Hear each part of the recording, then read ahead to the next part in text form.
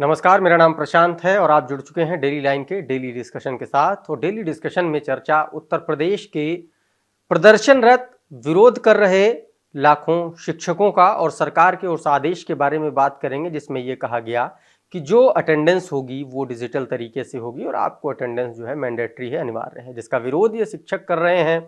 मौसम भी कई मायनों में जिम्मेदार है, बहुत सारी वजहें गिनाई जा रही हैं। आज उसी पर बात करेंगे कि ये जो सरकार का आदेश है ये कहाँ तक सही है और शिक्षकों का जो विरोध है ये कहाँ तक सही है और इसके पीछे के उन कारणों और वो वजहों की तलाशने की कोशिश भी करेंगे कि आखिर क्यों ये सब कुछ हो रहा है। हमारे सहयोगी अभिषेक पांडे जी हमारे साथ मौजूद हैं। अभिषेक जी, बहुत बहुत स्वागत है। शुक्रिया। जो शिक्षक प्रोटेस्ट कर रहे हैं, हैशटैग्स चल रहे हैं, क्या इस देश में दो तरीके की शिक्षा व्यवस्था होनी चाहिए? भाई गुरुजी जाते हैं तो बच्चों के अटेंडेंस लेते हैं। अब अगर गुरुजी की अटेंडेंस हो रही है तो उसमें गलत क्या है? नहीं, बिल्कुल सही बात है भाई।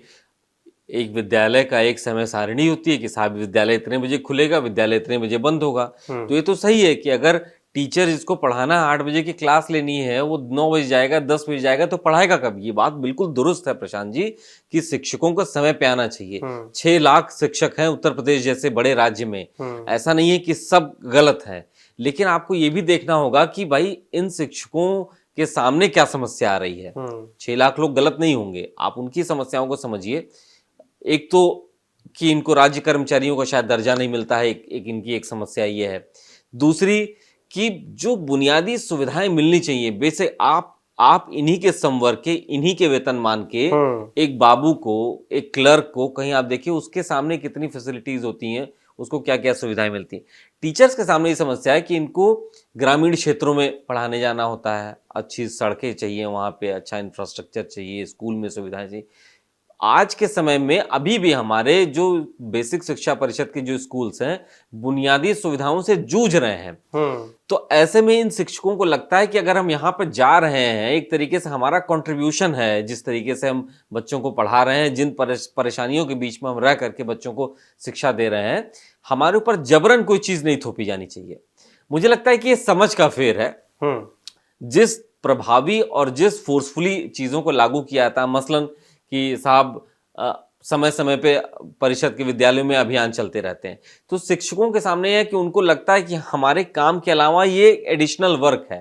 अब हमको जबरदस्ती हमको अपनी लॉयल्टी टेस्ट देना पड़ रहा है कि हम विद्यालय में मौजूद हैं कि नहीं है। बहुत सारे हैं नहीं भी हैं, ये मैं जानता हूं। मेरे एक मित्र हैं, मैंने पिछली सरकार में शिक्षा मंत्री हुआ करते थे राम गोविंद चौधरी, वो हमसे एक दिन बहुत तारीफ कर रहे थे अपने विद्यालयों की, ये कर दिया वो कर दिया, हाईली क्वालिफाइड टीचर्स हैं, टीईटी हैं, बीएड हैं, ये हैं वो हैं। हमने कहा कि आपको जमीनी हकीकत का पता नहीं। हमारे एक मित्र हैं, आप ही के उसमें पढ़ाते हैं, मैं उनका नाम नहीं बताऊंगा नहीं तो आप सस्पेंड कर देंगे, वो आज तक कभी नहीं गए पढ़ाने।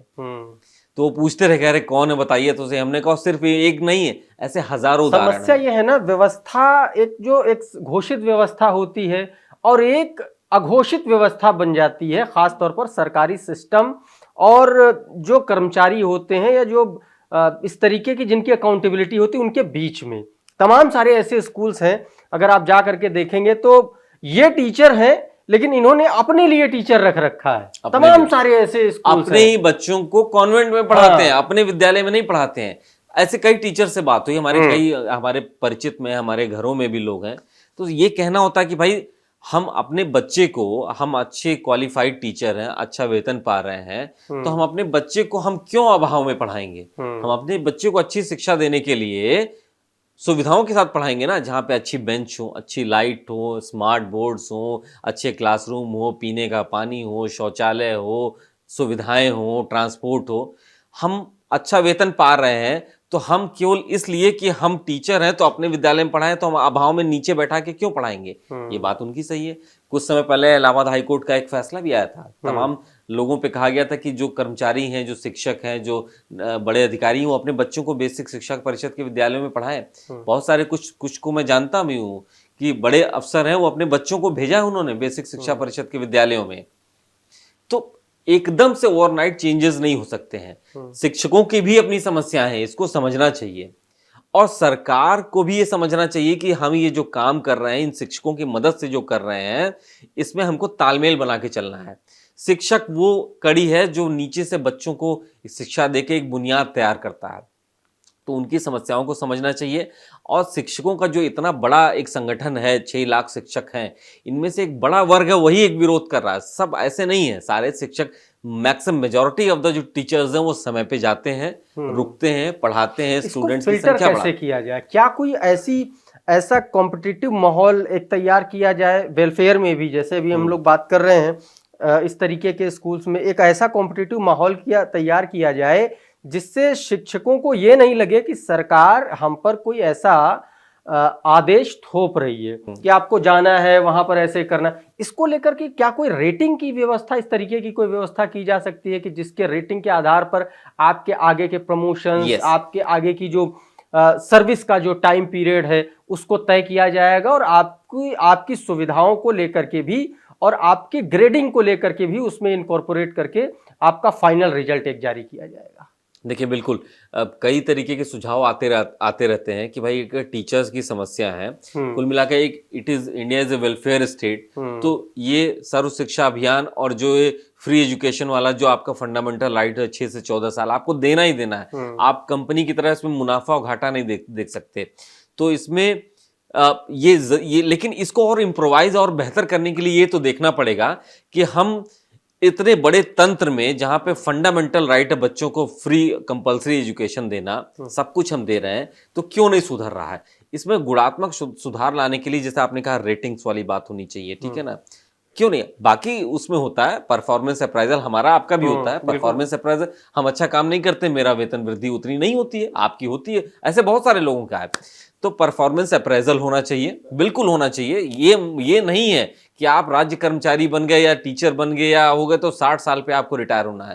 50 साल पे स्क्रीनिंग की व्यवस्था है, उसको तत्काल अच्छे से लागू करना चाहिए। बहुत सारे टीचर्स हैं जो जोड़ जुगाड़ करके इधर उधर से आ जाते हैं, उनको पढ़ाने नहीं आता। कितने वीडियोस हम लोगों ने देखे हैं। तो स्क्रीनिंग की, आपकी स्किल स्क्रीनिंग की व्यवस्था होनी चाहिए। हमने तमाम ऐसे ऑर्गेनाइजेशंस में देखा बीच बीच में एग्जाम्स होते रहते हैं, बहुत सारी अगर मैं क्वालिफाइड हूं तो मैं इस एग्जाम पास करके मैं और अच्छी जगह जाऊंगा। ये मौका मिलना चाहिए कि मैं यहाँ पे हूँ, इंटीरियर क्षेत्र में हूँ, पढ़ा रहा हूँ, मैं उस एग्जाम में हुआ, मैं क्वालिफाई हूँ, मेरे अंदर उस समय मेरी चॉइस की जगह फिर मुझे भेजा गया कि आप वहां जाइए, पढ़ाइए, आपकी जरूरत वहां। कई नए इनोवेशंस करने पड़ेंगे। टीचर्स की समस्या को समझना पड़ेगा। ये बात सही है, आप अपने बच्चे को क्यों भेजेंगे एक ऐसे टूटे फूटे विद्यालय में पढ़ने के लिए?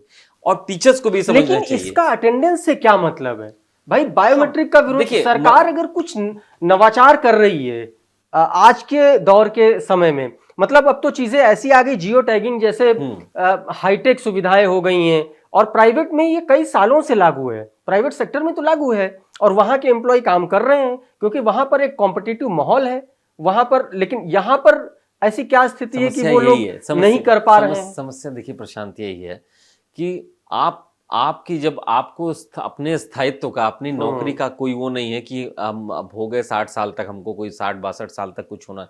यही समस्या है कि जहां पे सरकार, हम लोग भी तो समय पे आते हैं दफ्तर, आते हैं भाई, देर होता है तो मैसेज कर देते हैं। सरकार को ये करना क्यों पड़ा? करना इसलिए पड़ा क्योंकि इन्हीं टीचर्स में से मेजॉरिटी ऑफ द टीचर्स हैं, बड़े ऐसे हैं जो विद्यालय बहुत दूर होने की वजह से, रास्ता खराब होने की वजह से, ठीक है, वो मुख्यालय पे नहीं रहते, कहीं और रहते हैं इस वजह से, ठीक है, और भी कई अलग अलग वजह है, इस वजह से समय पे विद्यालय नहीं जा पाते हैं। अलग अलग रीजन है, सड़कें टूटी हुई हैं, पानी भरा हुआ है, विद्यालय में जगह नहीं है, लाइट नहीं आ रही है, ये इस वजह से देर से आते हैं, नहीं जाते हैं। लेकिन बहुत सारे शिक्षक समय पे जाते भी हैं, काम भी करते हैं, पढ़ाते भी हैं। तो ये वही टीचर्स हैं जिनको समय पे जाने में दिक्कत होती है और इनकी आवाज वोकल है, इसलिए वो अपनी बात रख रहे हैं। बहुत सारे टीचर्स को मैं जानता हूँ, वो बहुत निष्ठा और बहुत ईमानदारी से काम करते हैं, समय पे जाते हैं, पढ़ाते हैं, सब करते हैं। लेकिन ये दोनों तरफ वाइसा वर्सा है, दोनों चीजों को देखना चाहिए। उन टीचर्स को भी फिल्टर करना चाहिए कि साहब आपको समस्या किस बात की, आप बताइए ना। और दूसरी बात, सरकार को, टीचर्स को भी देखना चाहिए, हमारा जो मूल काम है वो तो हमको करना ही करना चाहिए। तो दोनों ही चीजें वाइसा वर्सा, दोनों ही तरफ देखना पड़ेगा और कुछ नए नवाचार लाने पड़ेंगे, जो आपने कहा, इसमें गुणात्मक सुधार लाने के लिए, आगे बढ़ने के। कुल मिलाकर के ये जो मामला है हाल फिलहाल में थमता नजर नहीं आ रहा है। शिक्षक प्रदर्शनरत हैं, सरकार अपनी गलतियां मानने के लिए तैयार नहीं, उनकी मांगे मानने के लिए तैयार नहीं है। लेकिन धरातल पर सच यही है कि बुनियादी सुविधाओं से आज भी मेजॉरिटी ऑफ द स्कूल्स जो हैं वो उनको अभी तक बुनियादी सुविधाएं नहीं मिल पाई हैं। और ये एक बहुत बड़ा कारण है लेट लतीफ़ी का, ये एक बड़ा कारण है शिक्षकों के प्रदर्शन का।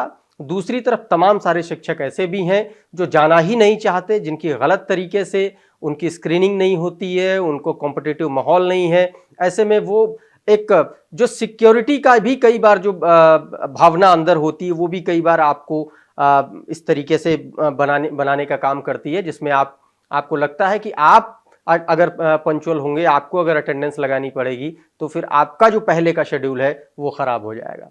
हमारा ये डिस्कशन आपको कैसा लगा हमें कमेंट करके ज़रूर बताइए। ये वीडियो अगर आपको अच्छा लगा तो उसको लाइक करिए, शेयर करिए, दूसरों तक भी पहुंचाइए। और कोई भी सुझाव है तो आप हमारे कमेंट बॉक्स में ज़रूर लिखिए। ये वीडियो अगर आप हमारे फेसबुक पेज पर देख रहे हैं तो वहाँ पर हमको फॉलो कर लीजिए। अगर यूट्यूब चैनल पर देख रहे हैं तो हमारे चैनल को सब्सक्राइब कर लीजिए। हमारे इस प्लेटफॉर्म का नाम है डेली लाइन।